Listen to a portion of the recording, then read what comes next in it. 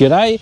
Have you ever travelled through a town and you just go, I must go there, I must see that, and for whatever reason you don't get there? You know, the weather or perhaps just the time just doesn't allow it. Well, in Bundaberg, that's happened to us many a times, and this particular trip, September of 2024, we've decided to check out a few places that we were yet to see. You've got the Botanical Gardens, they're wonderful, and you can spend pretty much a whole day there. Aviation Museum, which is absolutely fascinating. The second one obviously is the trains, and it doesn't matter if you're a kid or if you're a dad, you're gonna love a train. So before we go into the interview of the train driver, which is volunteered, let's look at a new intro that we have.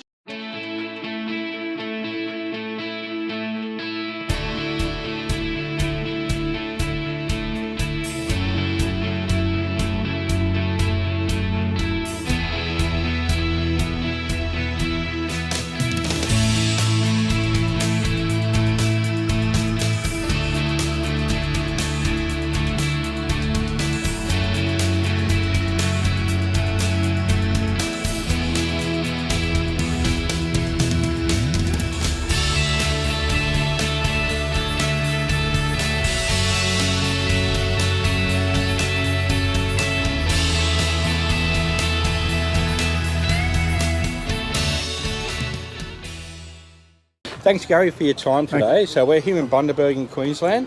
Yesterday we went on the train ride. It was a steam train. Today's a different train. It's diesel. Diesel today. Yeah. So how many trains have we got? We've got 3 operating steam engines and the 1 diesel. And we've got 1 steam and loco awaiting overhaul and refurbishment. The society started in 1978, the first meeting, and then it took them 10 years to actually start to operate. 1988 when they first started to operate. They got a grant from the Commonwealth Government to build the track.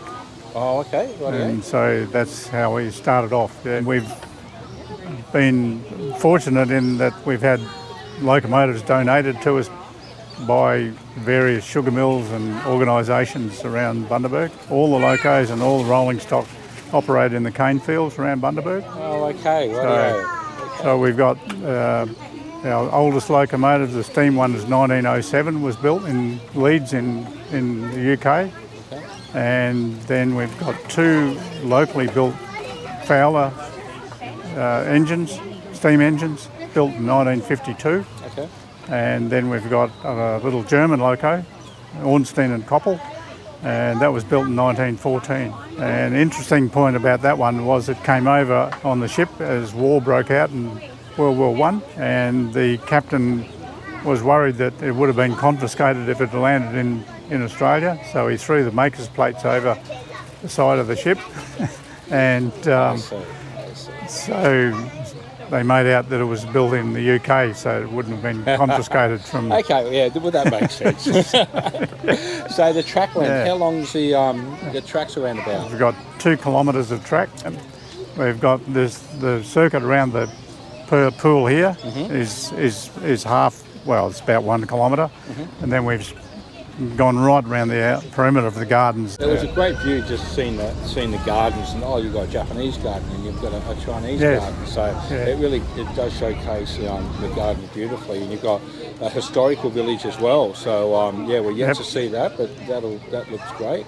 We've just been into the aircraft museum there and learn a bit about the history. Bert Hinkler. Yes. Yeah, there's a lot of history here in Bundaberg, that's for sure. So. There is actually, and quite a lot of accomplished people come out of Bundaberg and used to live in Bundaberg. Yeah, so it's quite a interesting town. Over the years, yes. Very good. Well, if you are travelling and you want to come along and visit Bundaberg, it's not just the Bundaberg rum that they're famous for. There's so much more history here, so it really is an amazing place. There is indeed, yes. No worries. All right, thank you very much for your time. Thank you. No problem. All right. Thanks a lot.